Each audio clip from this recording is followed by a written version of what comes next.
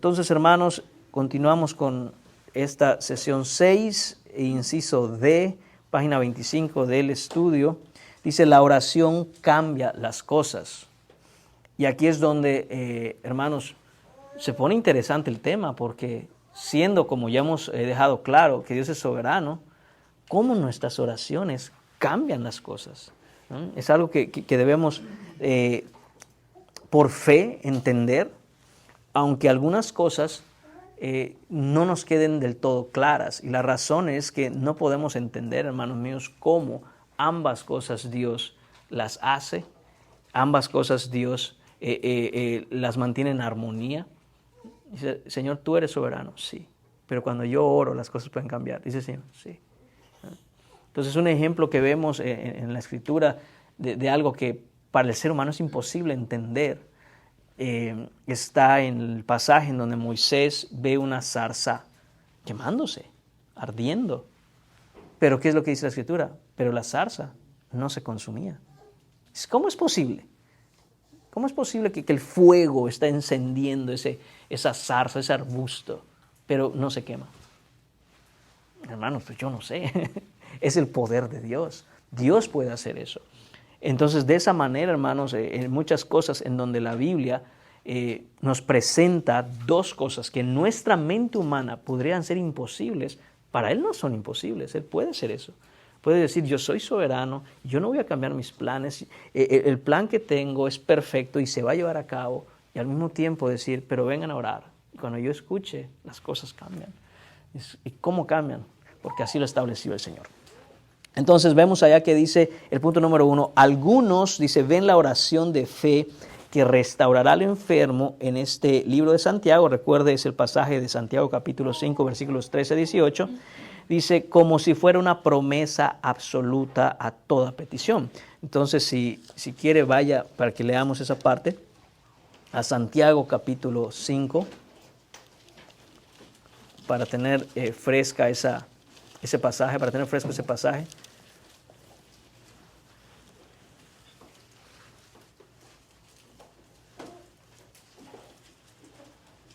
Entonces dice en el versículo 13, ¿está alguno entre vosotros afligido? Haga oración. ¿Está alguno alegre? Cante alabanzas. ¿Está alguno enfermo entre vosotros? Llama a los ancianos de la iglesia y oren por él, ungiéndole con aceite en el nombre del Señor. Y dice el versículo 5, y la oración de fe salvará al enfermo, y el Señor lo levantará. Y si hubiere cometido pecados, le serán perdonados. Entonces, hermanos, ¿qué es lo que sucede aquí? Hay personas que toman ese versículo 15 de Santiago 5 y dicen, ahí está, la oración de fe salvará al enfermo. Y no solo dice que salvará al enfermo, dice, y el Señor lo levantará. Entonces, ¿qué es lo que pasa? Un mal entendimiento de este pasaje es decir, bueno, ahí claramente lo dice la Biblia. Así que vamos a orar por el hermano que está enfermo o vamos a orar por la hermana que está enferma. Y si no sana, el problema fue que no tuvo suficiente fe. Porque el texto dice la oración de fe. Entonces sabemos que Dios no miente. Así que no sanó el hermano, el problema fue la fe. ¿Por qué es un mal entendimiento el pasaje, hermanos? Porque, aunque es verdad que literalmente eso es lo que dice el texto, hay que entender cómo está escribiendo Santiago. ¿Okay? Santiago, entre todas las cartas del Nuevo Testamento, es una carta que es diferente de las demás. Es una carta conocida como carta de sabiduría, lo que quiere decir que da principios generales sin dar una explicación de doctrina. Cuando uno lee, por ejemplo, la carta a los Efesios, los primeros 3 capítulos, que hablan de doctrina, mientras que los segundos 3 hablan de pónganlo en práctica. Santiago no es así. Santiago empieza a hablar y empieza a decir conceptos diferentes con respecto a la sabiduría que un cristiano debe tener. Si usted mira, por ejemplo, empieza y dice en el capítulo 1, después de la salutación, soportando las pruebas. Y nos va a hablar de soportar pruebas, sin darnos mucha explicación doctrinal. Después dice amonestación contra la parcialidad. nos va a hablar de que debemos ser imparciales, no podemos tener favoritismos en la iglesia. De nuevo, sin ninguna profunda enseñanza doctrinal. Después dice, la fe sin obras es muerta. Nos dice, no puede ser que digas tengas fe, pero que no hagas nada. ¿Okay? Tercero, nos va a hablar de la lengua. Después dice, empezando el capítulo 3, después ahí mismo, la sabiduría de lo alto. Después, la amistad con el mundo. Después, juzgando al hermano. Después, contra los ricos y opresores. La siguiente es, sed pacientes y orad. Entonces, nos empieza a dar diferentes conceptos o ideas que son cosas y principios generales. Entendiendo que la carta es así, no podemos agarrar ese versículo y decir, es que Dios ha prometido que. No podemos tomarlo así, porque no es la manera en que está escribiendo Santiago, ni es el propósito con el cual está escribiendo Santiago. ¿Okay?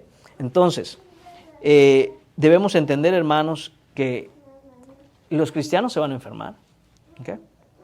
Y los cristianos que se enferman, a veces sanan, a veces no. Eso es lo que sucede. Y eso no contradice el versículo, porque el punto es que seamos pacientes en la oración, que seamos constantes en la oración y que tengamos esa comunión con Él. En el punto número 2 de ese inciso D dice, en el Nuevo Testamento había oraciones de los santos a las que Dios dijo que no, o dijo que su gracia era suficiente para ellos. Hermano. Una pregunta, hermano. Sí. Con el texto, en ese tiempo cuando Santiago escribió, me imagino que aún todavía existía que muchos tenían el don de sanidad. Entonces, porque obviamente en el principio de la iglesia primitiva Dios dio dones, pero eran como para confirmar la escritura. Entonces, cuando ya se cierra prácticamente el canon, es decir, entonces muchos de esos dones cesaron. Pregunto porque, por ejemplo, no que hoy esté mal, ¿no? Decirle a los hermanos, venga, oren por mí, pero como en esa práctica que hacían de ungirlo con aceite.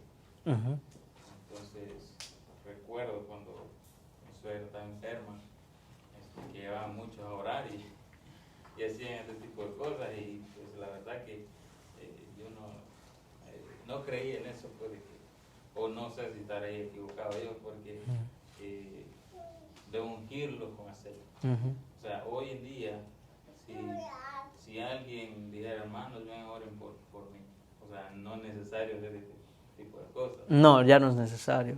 Un buen punto. Está bien. Ahora abramos ese paréntesis lo más brevemente posible. No quiero desviarme mucho, hermanos, pero saben cómo soy. Así que tal vez nos desviamos un poco.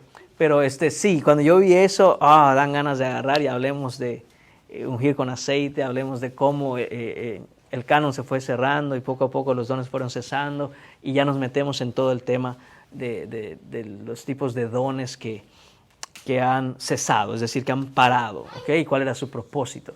Y dije, no lo voy a mencionar, pero el hermano Byron, porque el Espíritu Santo así lo dirigió, hablemos del tema. Ok, esto es lo que vemos, hermanos, ¿ok? Piense en el primer siglo, ¿ok? Cristo resucitó, se apareció a muchos hermanos, asciende, manda a los discípulos a predicar.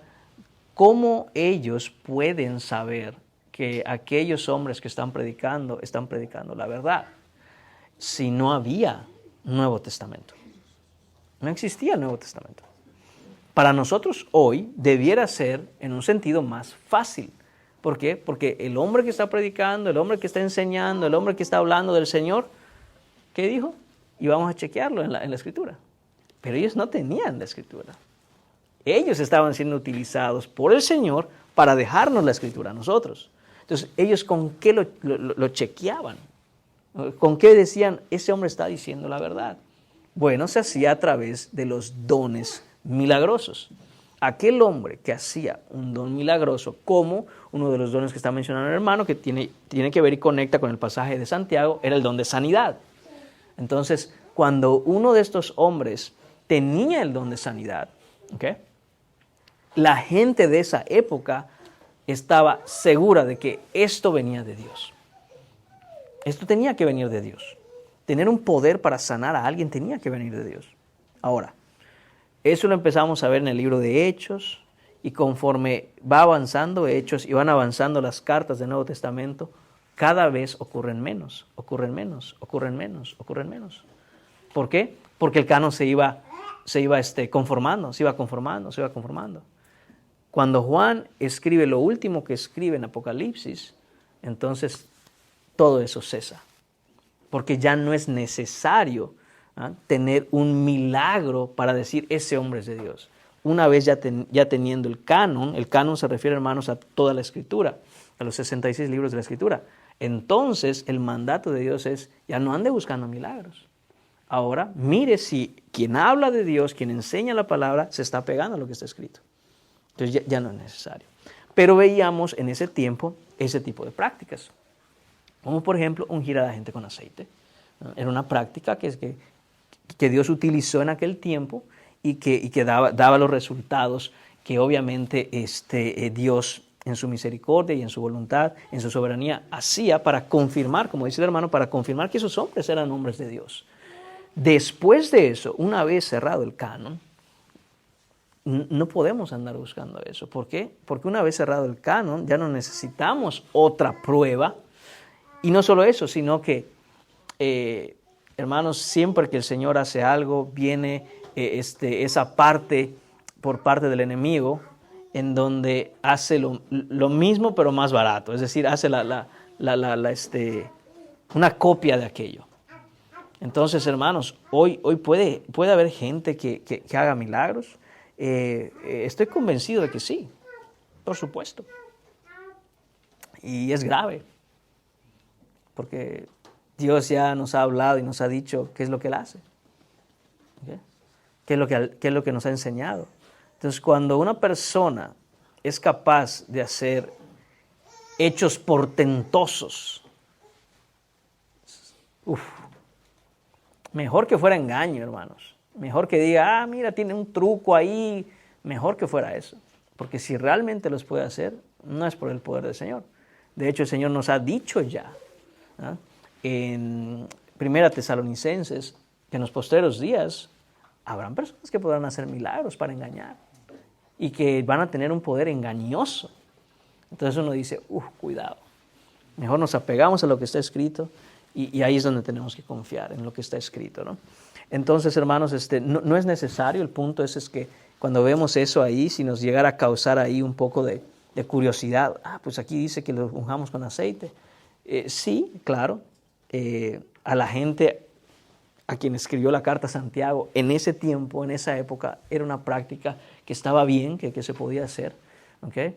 Pero ahora no es necesario, ¿no? Yo recuerdo haber visto durante el tiempo del coronavirus y todo eso, nada contra mis hermanos hondureños, pero fue un pastor hondureño que anduvo en helicóptero por toda Honduras ahí derramando aceite por todas partes.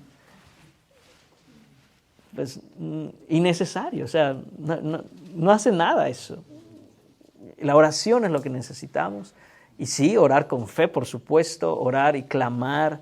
Y vamos a ver en un momento, en uno de los puntos, ese fervor con que debemos orar y creerle a Dios. Sea que Él diga que sí o diga que no, Señor, yo te voy a creer. Pero hermanos, poner aceite o no poner aceite no es algo que aplica a nosotros hoy en ¿cómo se llama esto? En nuestro tiempo. No hay ninguna instrucción que vemos de la iglesia después del tiempo en que se cerró el canon que esto se siguiera practicando y pues es innecesario, hermanos, es innecesario realmente. Ok. Amén, así es, la fe puesta en Jesucristo.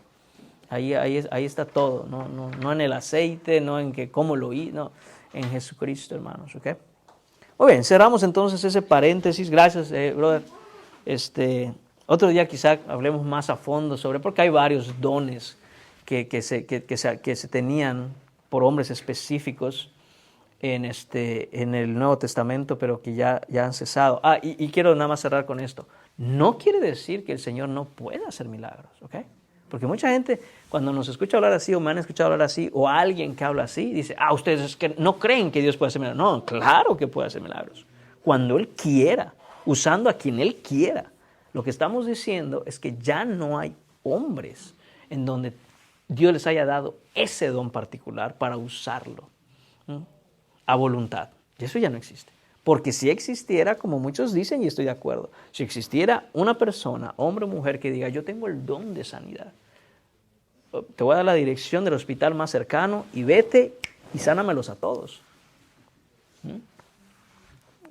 No es así. Ahora, Dios puede hacer obras, hermanos, en nuestro día, que son milagrosas, que no tienen explicación aún por los doctores, los médicos, los científicos, no saben por qué. Dios sigue haciendo milagros. Lo que estamos diciendo es que los dones particulares en hombres específicos, eso ya cesó, eso ya no hay.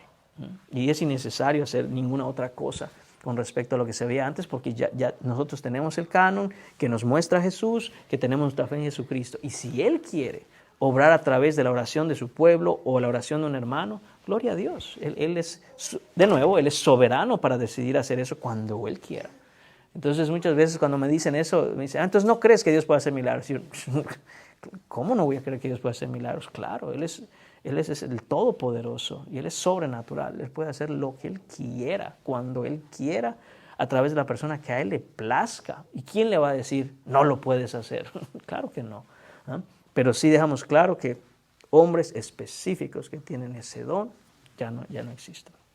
Ok, ahora sí cerramos el paréntesis y continuamos entonces. Hermanos, dice ahí que el punto número 2 del inciso D, en el Nuevo Testamento había oraciones de los santos a las que Dios dijo que no, o dijo que su gracia era suficiente para ellos.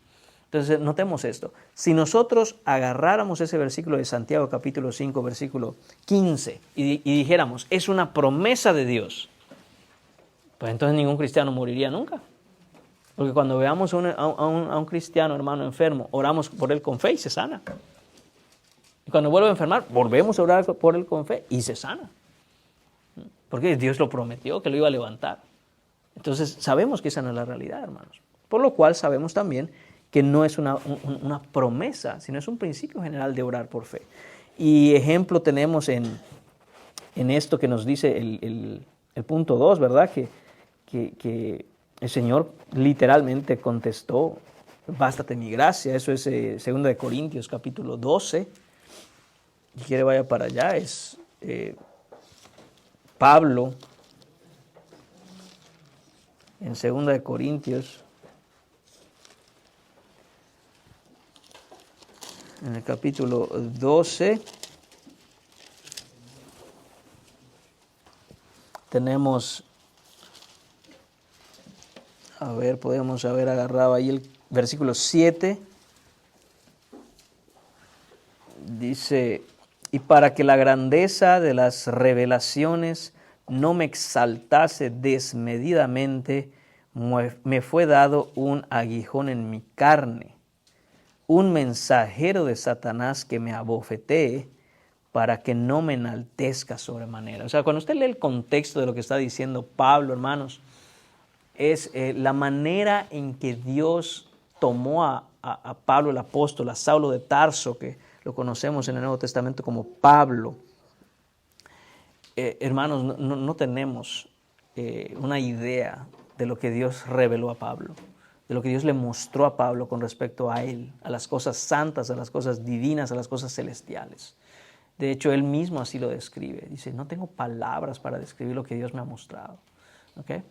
Y entonces él llega en el versículo 7 a decir esto. Dice que él en su carne, sabiendo de la gran revelación celestial que Dios le dio, Pablo literalmente dice que fue arrebatado al tercer cielo. ¿Okay? Que él vio el cielo. No se crea usted esas cosas de hoy que ahí pone en YouTube que niño que fue al infierno y regresó, nos cuenta todo. Eso es imposible. Eso es imposible. ¿Okay? Pero Pablo diferente. En el tiempo de Pablo, el Señor tomó a Pablo y nos dice Pablo, dice, Yo no sé si fue en el cuerpo, yo no sé si fue en el espíritu, pero fui arrebatado al tercer cielo. Y ni siquiera se menciona a sí mismo, dice, conozco un hombre, dice, ¿no? Pero está hablando de él. Y en el versículo 7 él se da cuenta que si no fuera porque el Señor, al darle esa revelación divina y celestial que no podemos comprender, si no fuera porque Dios le pone un aguijón en la carne, dice él, yo podría vanagloriarme y ser orgulloso, ¿no? Y enaltecerme de decir, no hay ninguno como yo que conozca lo que Dios me ha revelado. Entonces dice él, para que no me exaltase desmedidamente, me fue dado un aguijón en mi carne. ¿Cuál es ese aguijón en su carne? Hermanos, no sabemos. Que cualquiera que le diga, yo sé cuál es el aguijón que Pablo tenía, le está mintiendo porque la Biblia no lo dice. Algunos pueden pensar, a lo mejor era una enfermedad, a lo mejor era una carga en su corazón porque él se acordaba que había perseguido y matado cristianos. Hay muchas opciones que pudieran ser, hermanos, pero la verdad es que no debemos estar jugando a las adivinanzas con la Escritura. La palabra no nos dice que eso, nos dice que Pablo sufría un aguijón en su carne. ¿Okay? ¿Y cuánto sufría Pablo este aguijón en su carne? Y dice que él lo considera como un mensajero de Satanás, dice que me abofetee para que no me enaltezca. Respecto a lo cual, dice, 3 veces he rogado al Señor que lo quite de mí. O sea, Pablo sufría este aguijón en su carne y oraba y le rogaba al Señor, por favor, quita esto de mí. ¿Y qué es lo que dice? Que el Señor le contestó en el versículo 9. Él me ha dicho, bástate mi gracia, porque mi poder se perfecciona en la debilidad. ¿Qué quiere decir? Quiere decir, hermanos míos, que esto hacía que Pablo viviera en debilidad. A veces, hermanos, tal vez a usted le ha pasado esto, a mí me ha pasado también. A veces pensáramos, yo podría vivir una vida cristiana, ¿cómo decirlo?, más fructífera. Yo podría vivir una vida cristiana más piadosa si tan solo yo no tuviera esto en mi vida, si yo tuviera más tiempo, si no tuviera que atender aquello. Si... Dice el Señor, bástate mi gracia. Pablo rogó, yo me imagino, hermanos, que él pensaba, si yo no tuviera esto, pudiera servir mejor al Señor, podría tener más fuerza para llevar el Evangelio. Y le oró al Señor, quítame este aguijón en mi carne. Y Dios dijo, bástate mi gracia. Porque mi poder se perfecciona en la debilidad. ¿Qué es lo que significa mi poder se perfecciona en la debilidad? Que un hombre o una mujer, estando en su estado humano, carnal, enfrenta situaciones de tal manera, hermanos, que cuando la gracia de Dios obra, esa persona y los que lo rodean están convencidos de que fue Dios quien hizo las cosas. Porque es imposible que ese hombre o esa mujer hayan hecho eso. Es imposible. Entonces, el poder de Dios es perfeccionado, es incrementado, es revelado en tomar a un hombre o una mujer en su debilidad, ¿okay?, en sus limitaciones humanas, y Dios hacer algo extraordinario a través de eso. Pero si ese hombre o esa mujer no tuviera ese aguijón o esas limitaciones, ¿qué pudiéramos llegar a pensar? O es que lo hace porque lo tiene fácil, o porque es un hombre o una mujer muy fuerte, o muy inteligente, o muy esto, muy lo otro. Y no, la Biblia nos enseña que no. Que Dios precisamente pone muchas cosas en nuestra vida para que sea evidente que no es el hombre quien lo hace, sino la gracia de Dios. Entonces eso es lo que nos está diciendo Pablo aquí. Que el Señor le dijo, no, Pablo, no te lo voy a quitar. Bástate mi gracia. Entonces ahí vemos, hermanos, una oración de Pablo 3 veces. Oró Pablo, nos dice la Escritura. Y el Señor le dijo que no. Es como decir, Pablo, ya deja de orar por esto, ¿no? Gracia no te va a faltar, pero continuarás con este aguijón. Así que, hermanos, no podemos tomar de manera como si fuera una promesa el hecho de que cuando oremos el Señor va a responder que sí a todo. Eso lo sabemos, ¿ok? Y punto número 3 del inciso D dice, Dios no siempre dice que sí, pero no debemos perder la oportunidad de orar por los enfermos y los que sufren, porque Dios responde a las oraciones. Que Dios responda a nuestras oraciones, hermanos. no siempre responde con la respuesta que nosotros esperamos o queremos, pero Dios responde. Hay que aprender también, hermanos míos, que la respuesta no es una opción. Dios puede decir no. Y creo que ya lo habíamos comentado, ¿no? A veces decimos, es que Dios no ha respondido a mi oración. Y a veces decimos, no, ya te la respondió, te dijo que no. Y debemos abrazar ese no con amor, porque los nos de Dios son buenos. Tanto el sí de Dios es bueno como el no de Dios es bueno. Entonces no debemos decir, no me ha respondido. No me ha respondido Dios esta oración. No, ya te respondió. Muchas veces nos responde el Señor y nos dice, no, hijo, no. Deja de pedir, o sea, eso no. Hay otras cosas en las que debes de clamar, en las que estoy listo para decir que sí. Pero hay cosas en donde el Señor dice no. Y siempre recordamos eso hermanos. Junto con ese no de Dios viene también el bástate mi gracia. Eso sí es una promesa de Dios, que su gracia no nos va a faltar. Que no nos va a faltar la gracia de Dios para vivir la vida cristiana. Eso nunca nos va a faltar. Cuando pedimos al Señor, Señor, dame gracia, sosténme, derrama tu gracia en mí, sosténme para yo seguir adelante, Señor, en la vida cristiana, para que a pesar de las aflicciones, los conflictos, las cosas que vivo, mis limitaciones, mis propios pecados, mis dolores, Señor, solo sosténme. Ahí el Señor va a decir que sí, porque eso sí ha prometido el Señor, que Él que ha comenzado la obra la perfeccionará. Entonces, cuando oramos de esa manera, hermanos, claro que el Señor dice que sí. Sí. Un no del Señor en la salud de un ser querido sería el pasar el tiempo y que esa persona no se recupere. Pues es que el problema con eso es que no sabemos hasta dónde o hasta cuándo el Señor, ¿cómo decir?, ha decidido prolongar la enfermedad o llevárselo. ¿Okay? No creo, hermanos míos, por lo que veo en la Escritura, que el Señor nos diga con respecto a la oración por los hermanos que están enfermos, ya deje de orar. No veo eso. Lo que sí veo es cómo debemos orar. Y como les decía y comentaba con ustedes, creo que nuestras oraciones van madurando, creo que esa es la palabra correcta, van madurando desde donde pedimos, por favor, Señor, sana a mi familiar. Y conforme va pasando el tiempo, muchas veces empezamos a madurar nuestra oración y decir, Señor, obra en medio de la enfermedad, ¿no? Y hasta un punto en donde, Señor, concédenos la gracia para vivir a través de esto que estamos pasando. Entonces no dejamos de orar, pero sí madura nuestra oración de simplemente desear que sane físicamente quien sea por el cual estemos orando, a decir, Señor, ¿qué estamos viviendo? ¿Qué estamos aprendiendo? ¿Cómo estás santificándonos a través de esta enfermedad? ¿No?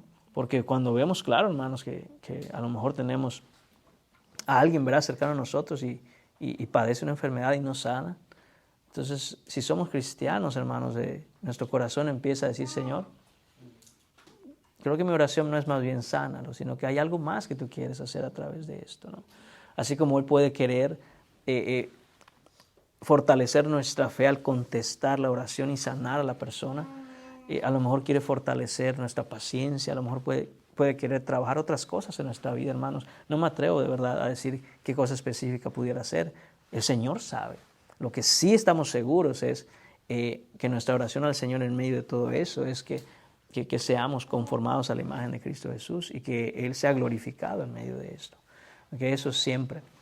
Buena pregunta, hermano. Eso nos ayudaría también a ver la perspectiva de Dios en su voluntad y no la nuestra. Amén. Porque Amén. esa es una de las cosas también que nos dice la Escritura, que su voluntad es buena, agradable y perfecta. Y si nuestra petición está, nuestra oración no está siendo contestada a nuestro deseo, pero vemos cómo está siendo respondida de todas formas, tenemos que confiar y creer y tener la convicción por fe de que esa es la buena voluntad de Dios, no un deseo nuestro, sino así también podemos ver el carácter de Dios reflejado en cuanto a su voluntad, en lo que pedimos.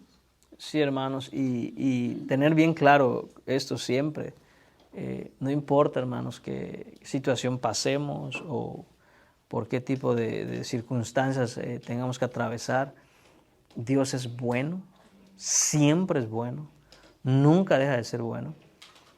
Y Dios en ningún momento pierde el control de ninguna situación. ¿Okay? Él tiene el poder para quitar una enfermedad. Él tiene no solo el poder, sino en su misericordia y su compasión. En su corazón sabe lo que es bueno para nosotros y no cierra su mano para darnos lo que es bueno. Entonces, cuando pasamos por circunstancias que son difíciles y duras para nosotros, nosotros tenemos que entender algo, que hay propósitos mayores que Dios está cumpliendo a través de eso. En ningún momento Él ha dicho, ¿sabes qué? Es que no tuve el poder para cambiar las cosas. No, Él tiene el poder para cambiarlas en cualquier instante. O ¿sabes qué? Es que no tenía yo ganas de hacerlo. No, Él siempre desea hacernos bien, siempre. ¿Okay?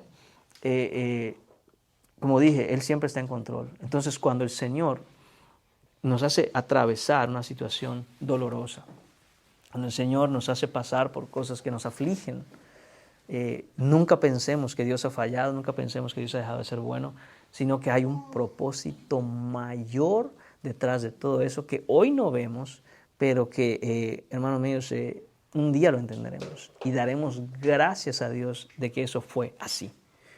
Muchas veces, hermanos, nos cuestionamos las cosas y muchas veces queremos incluso entenderlas y decimos, bueno, un día las entenderé, ya ni modos, ¿no?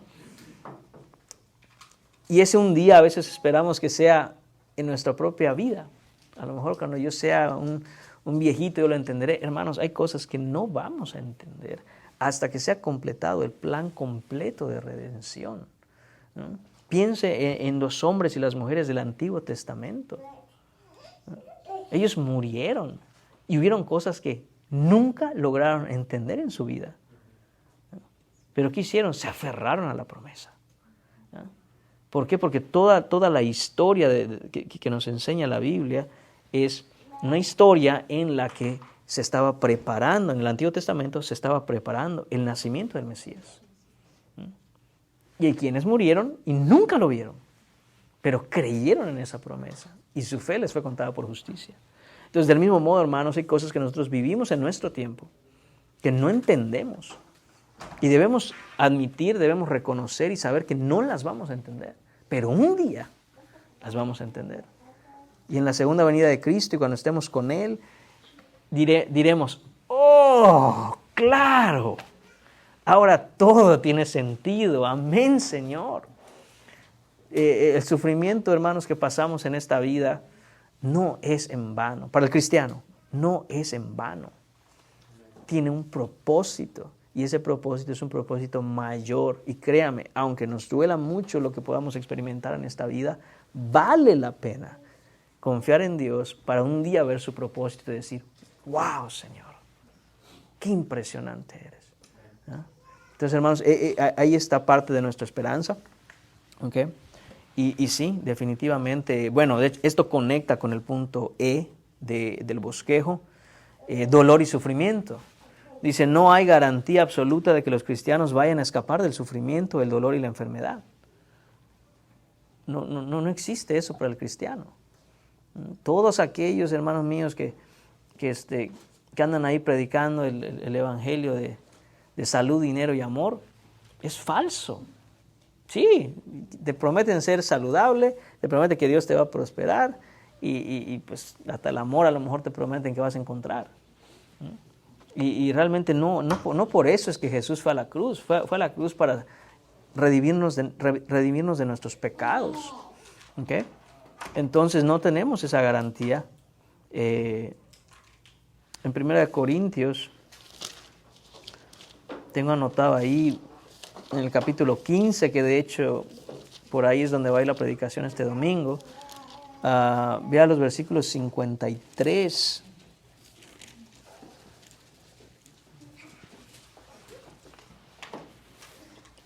...53 a 55 quiero compartir con usted ahorita. Fíjese qué es lo que dice, ¿no? Dice, porque es necesario Y esa palabra necesario es importantísima, es una palabra clave ahí. Dice, es necesario, debemos entender eso como, es obligatorio. No hay manera de escapar de eso. Nadie va a escapar de eso. Es necesario que esto corruptible, refiriéndose al cuerpo, se vista de inmortalidad. Hermanos, este cuerpo que tenemos no puede entrar al reino de los cielos. Este cuerpo es un cuerpo falible, un cuerpo infectado por el pecado, un cuerpo en donde mora la iniquidad. Esto no puede entrar al reino de Dios. Entonces, ¿qué cosa nos dice la palabra? Es necesario entonces que nuestro cuerpo corruptible, dice, se vista de incorrupción y esto mortal se vista de inmortalidad. Y cuando esto corruptible se haya vestido de incorrupción y esto mortal se haya vestido de inmortalidad, entonces, dice la Escritura, no va a ser hasta ese entonces se cumplirá la palabra que está escrita, sorbida es la muerte en victoria. Y este famoso versículo que, hermanos, wow, qué versículo, ¿dónde está, oh muerte, tu aguijón? ¿Dónde, oh sepulcro, tu victoria? Entonces, es un día vamos a experimentar eso, hermano. Pero tenemos que pasar por allá. Es necesario. Entonces no podemos pensar o querer en nuestro corazón que nunca vamos a sufrir, que nunca nos pase nada malo. No, hermanos. No es posible pasar por dolor y sufrimiento. De hecho, les citaba en la predicación del domingo, es una promesa del Señor. Es una promesa. En este mundo tendrán aflicción, pero confiad, yo he vencido el mundo. ¿Qué nos está diciendo el Señor? Ahora te le doy la palabra, hermano. ¿Qué nos está diciendo el Señor? Que dice, sí, mientras vivan aquí van a sufrir. Pero agárrese de mí y nosotros vamos a salir victoriosos de este mundo, porque yo ya vencí el mundo. Hermano. Sí, es una realidad, ¿no? Lo que dice ese punto 1 de ese. Pero estaba pensando que muchas veces pues lo hemos vivido nosotros acá, hemos estado enfermos.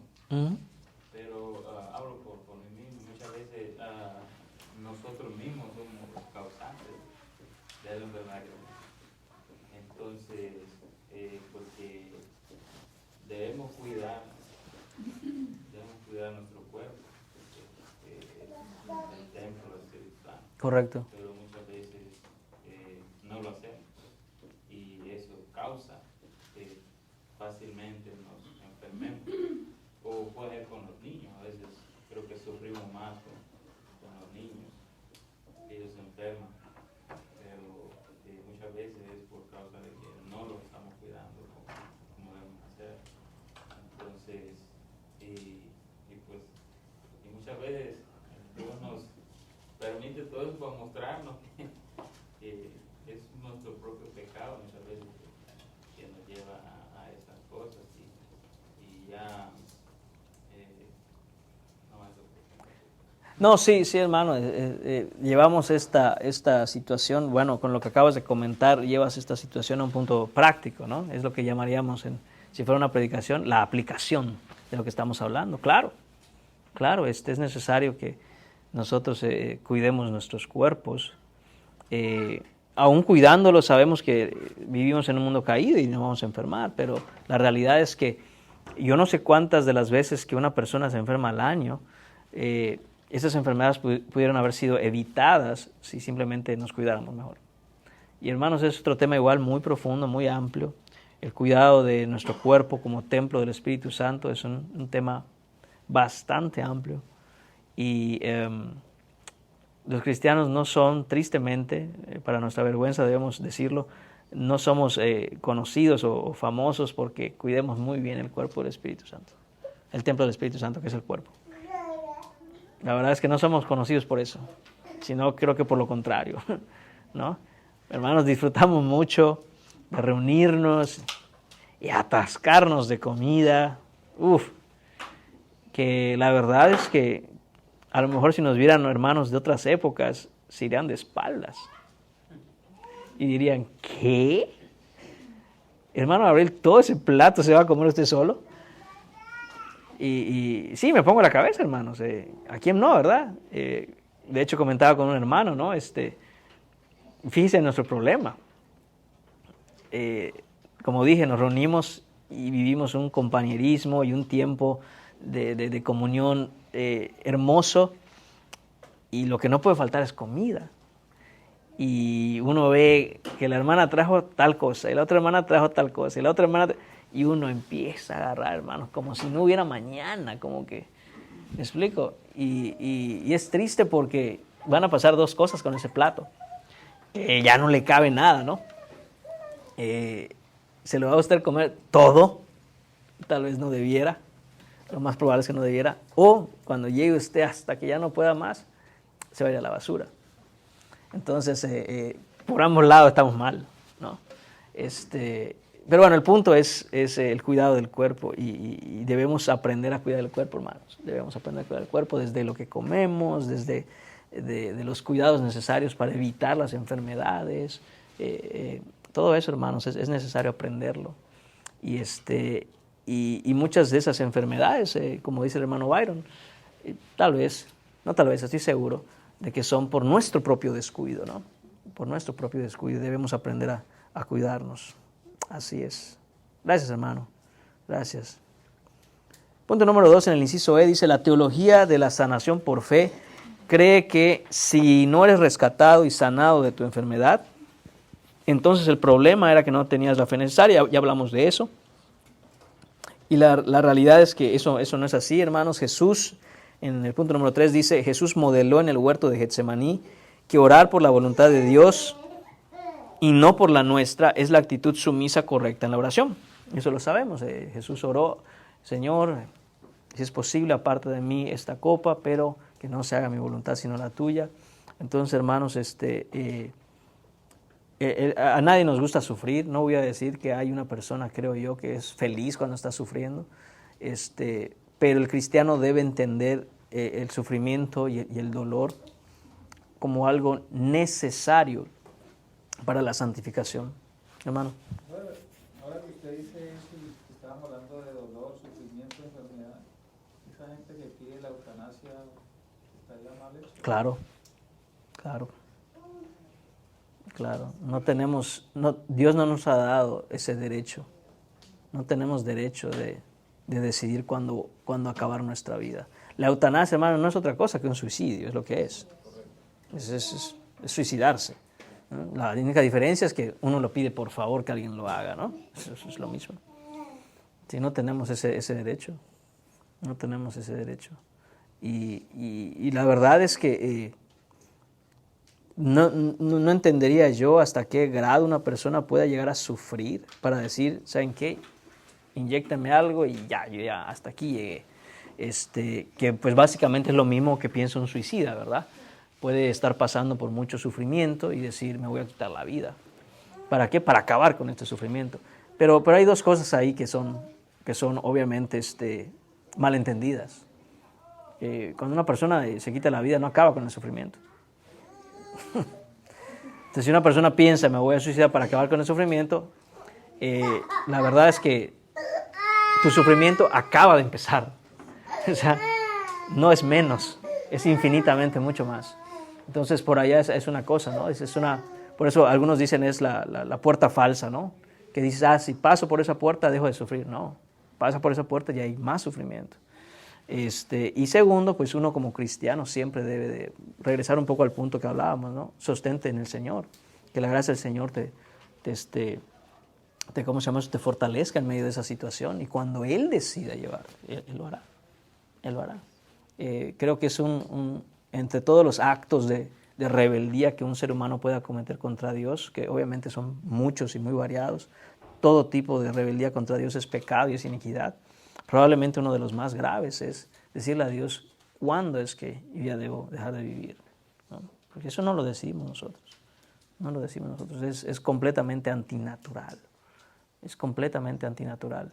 Toda persona en su juicio cabal, en sus 5 sentidos, no busca quitarse la vida, sino busca sobrevivir ante cualquier circunstancia. Entonces, cuando una persona llega a ese punto, es que definitivamente hay algo en su en su pensamiento, en su mente que ya no está bien, ya no está bien. Entonces pienso que un cristiano nunca debiera llegar a considerar eso de manera real. El sufrimiento es feo.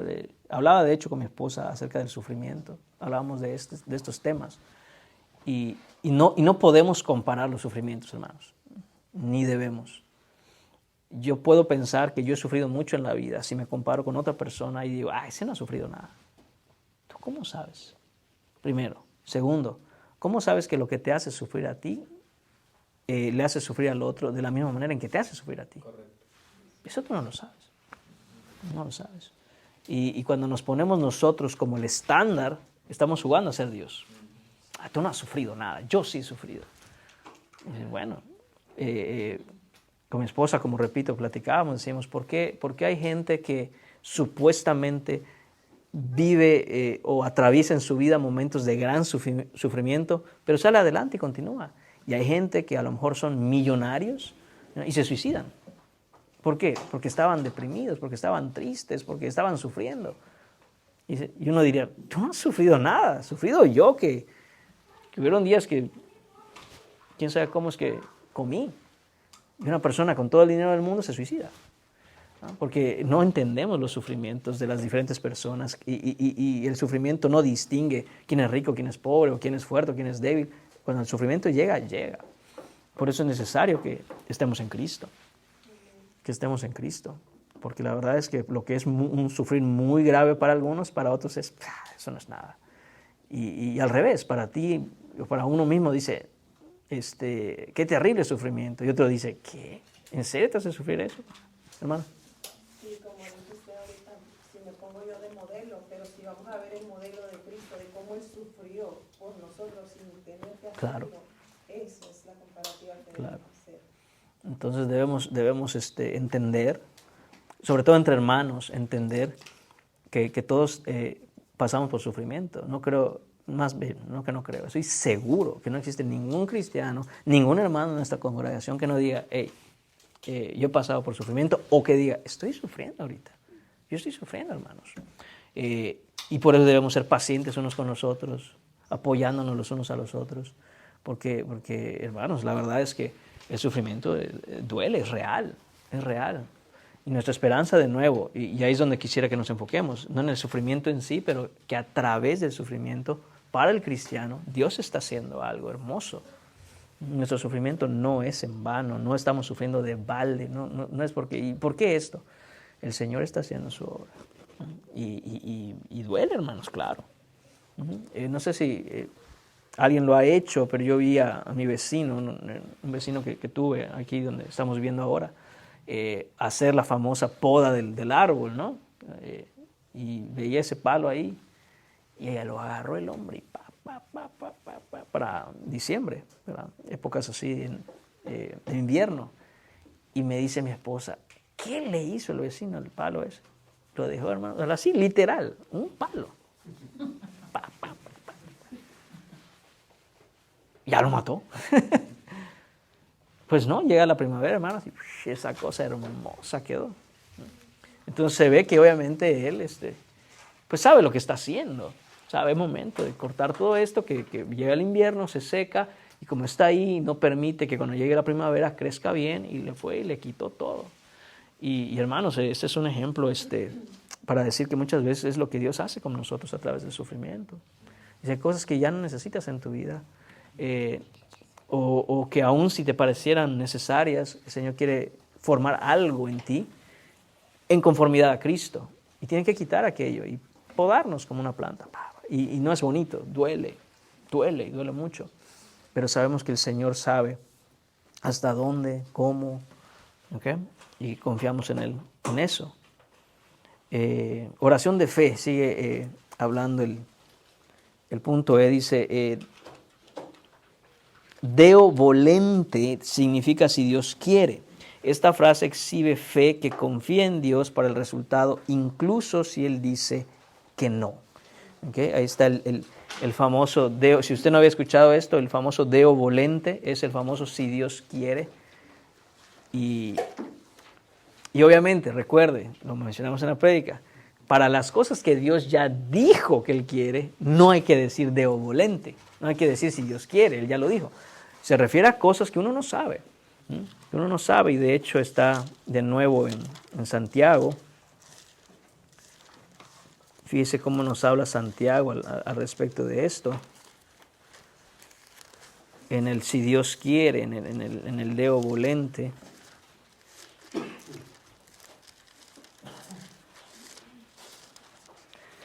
Está en el capítulo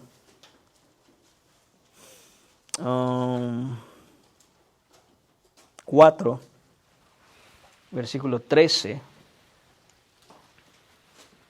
Dice el versículo 13, vamos ahora, los que decís, hoy y mañana iremos a tal ciudad y estaremos allá un año y traficaremos y ganaremos. Dice, cuando no sabéis lo que será mañana, porque ¿qué es vuestra vida? Ciertamente es neblina que se aparece por un poco de tiempo y luego se desvanece. En lugar de lo cual deberíais decir, si el Señor quiere. Deo volente. ¿Okay? Si el Señor quiere, viviremos y haremos esto o aquello. Pero ahora os jactáis en vuestras soberbias. Toda jactancia semejante es mala, y al que sabe hacer lo bueno y no lo hace, le es pecado. ¿Okay? Entonces ahí está, dice Santiago, usted no puede hacer planes y decir, y así le voy a hacer, y así después cuando... ¿Qué está diciendo Santiago? ¿Que no debemos hacer planes? No, no es lo que está diciendo. Lo que está diciendo es que nosotros podemos tener planes, pero siempre tener en mente y considerar si Dios quiere. Y si no, amén también. ¿Okay? El problema es cuando tenemos planes y nos aferramos tanto a esos planes que si Dios dice que no, estamos que no aguantamos, ¿no? Dice, no, si Dios quiere, si Dios quiere. Entonces ahí está el Deo volente. Punto 2 dice, Dios es soberano y su voluntad no siempre está de acuerdo con nuestra voluntad. 3, decir si es tu voluntad, atención, no es un acto de incredulidad, sino más bien un acto de confianza en Dios y en su voluntad. Hermano, yo escuché eso en alguna ocasión, que decir si Dios quiere, o orar y decir, Señor, si es tu voluntad. Y dice, no debes orar así, tú tienes que declararlo, pues, ¿no? Porque ahí está la fe. Dice, no, ese es si el Señor quiere. Si el Señor quiere, si es la voluntad de Dios. Y eso en vez de expresar incredulidad, lo que hace más bien, como nos dice aquí, es un acto de confianza en Dios, sea que Él diga sí o no. Punto G dice, no debemos entregarnos a una actitud fatalista que cree pasivamente que lo que será, será. ¿Okay? Este es el otro extremo, hermanos. Por un lado, que se tiene que hacer lo que yo diga. Y tengo que confiar y tener fe y Dios va a hacer lo que yo diga. No. Pero el otro extremo es entregarnos a esa actitud fatalista. Fatalista significa, todo va a salir mal. Ya para qué hacemos nada. Todo va a salir mal. Entonces dice, ya lo que haya que pasar, que pase. No, dice Santiago, nos dice que una oración ferviente y eficaz de una persona justa puede lograr mucho. Entonces no debemos dejar de confiar. Y ahí está la parte del fervor. El punto 3 dice, fervor significa orar con cierto grado de pasión que está en relación proporcional a la severidad de la necesidad y la seriedad de la causa. Entonces hay un fervor con el que nosotros debemos orar, una pasión, una entrega, un clamor por el cual nosotros debemos, en ese espíritu debemos orar. Y nos dice el estudio, y debe ser en relación proporcional a lo que estamos pidiendo. ¿Qué significa proporcional? Que hermanos, no es lo mismo orar porque, regresemos un poquito al tema de las enfermedades, porque al niño le agarró una gripa, a orar por una situación que es grave. Hay diferentes tipos de fervor. Uno ora, claro que ora con fe, decir, Señor, en tu voluntad, sana a mi hijo o algo por el estilo. No, uno entendiendo que es una enfermedad, es parte de la vida, Señor, solo guárdamelo, cuídamelo. Diferente es que es algo grave. El fervor con que se ora por una cosa grave es diferente y no es pecaminoso orar con diferentes tipos de fervor. ¿Por qué? Porque va a ser proporcional a la seriedad de la causa o a la necesidad que se esté teniendo. Eso es lógico. ¿Okay? H dice eficacia y oración. Dios reivindicará a sus elegidos que claman a Él día y noche. Si nos sentimos a punto de desfallecer o rendirnos, entonces lo más probable es que hayamos sido flojos en nuestra oración, porque hay una correlación entre la oración y la esperanza. ¿Okay? Si me siento sin esperanza, me hace falta orar. Orar bien, orar bíblicamente, tomarme un tiempo y estar en el Señor para que mi mente esté en las cosas de Dios. ¿Okay? Él reivindicará, dice el punto número 1, a sus elegidos. Es decir, él va a contestar y va a hacer lo que es bueno para ellos. ¿A quiénes? Dice a los que claman el día y noche. Esto es tomado de Lucas 18. Usted seguramente ha escuchado ese pasaje de Lucas 18, en donde hay una viuda y un juez injusto. Entonces, solo para tener eso, no voy a dar por sentado que todos lo han escuchado. Supongo que la mayoría, pero vamos a leerlo brevemente. Dice Lucas capítulo 18. Está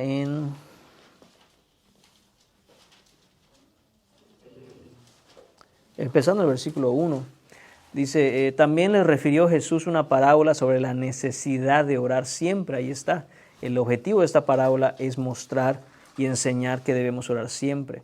Dice, y no desmayar, diciendo, había en una ciudad un juez que ni temía a Dios ni respetaba a hombre.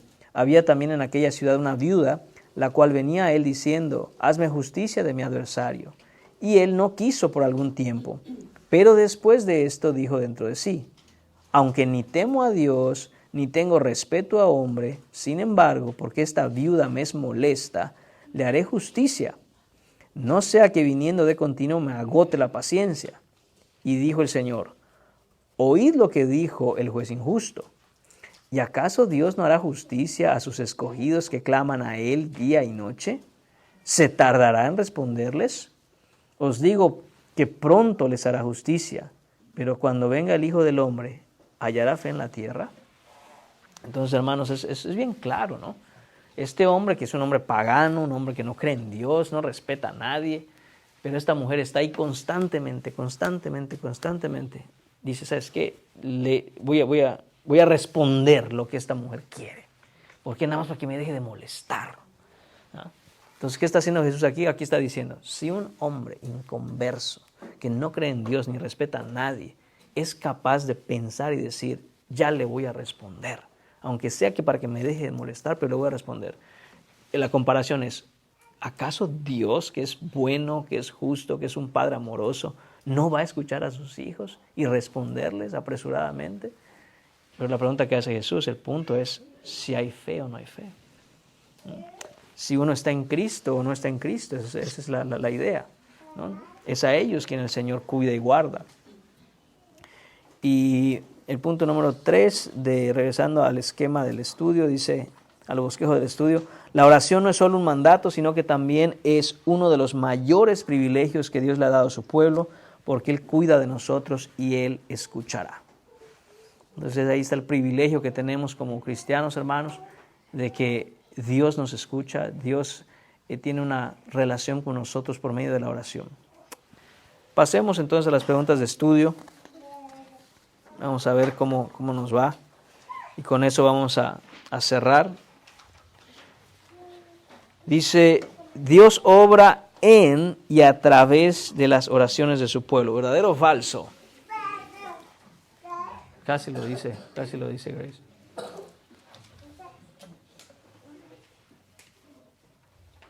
¿Verdadero o falso, hermanos? Verdadero. Amén, verdadero. Claro que Dios obra en y a través de las oraciones de su pueblo. 2. ¿Cuál de las siguientes cosas es cierta sobre la oración?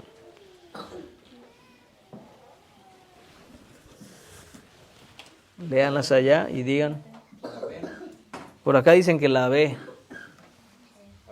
¿La ve o no la ve? Amén, la ve, correcto. No tiene el poder o la influencia para cambiar la mente de Dios. ¿Okay? Eso lo debemos tener claro. 3. ¿Cuál de los siguientes postulados describe correctamente lo que debemos hacer cuando venimos a Dios en oración?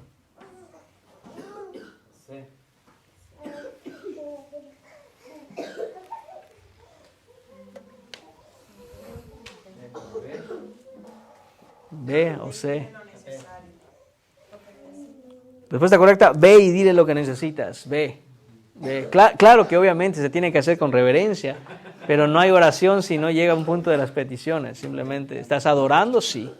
Pero lo que constituye que sea una oración es que vamos y dependemos de Él para lo que necesitamos. 4.